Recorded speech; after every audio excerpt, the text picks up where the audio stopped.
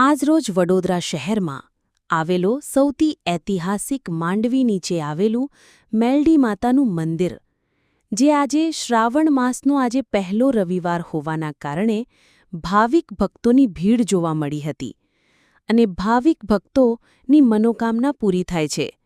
અને આ આયોજન ભોળાભાઈ દ્વારા માંડવીના મેલડી માતાના મંદિરે કથાનું આયોજન કરવામાં આવેલું.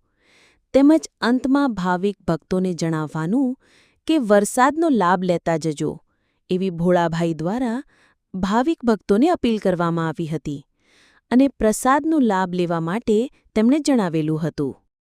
આ વડોદરામાં 4 દરવાજે ઐતિહાસિક મંદિર આવેલું છે. મેલડી માતાનું મંદિર છે.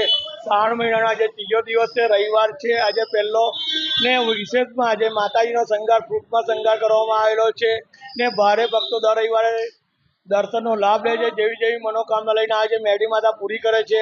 વિશેષમાં આજે પહેલો રવિવાર છે ને કથાનું આયોજન કરવામાં આવે છે. ભક્તો ને આજે દશામાનો ત્રીજો દિવસ છે ને અમારા ત્યાં બી દશામાં બેસાડેલી છે, માતાજીની મૂર્તિ દશામાની બેસાડેલી છે ને ભક્તો એનો દર્શનનો લાભ લે છે. ને આજે ભક્તોને જણાવવાનું કે પ્રસાદી માતાજીની આજે સત્યનારાયણની પ્રસાદી લેતા જાય ભક્તોને એવી જાણ કરીએ છીએ. બોલાભાઈ.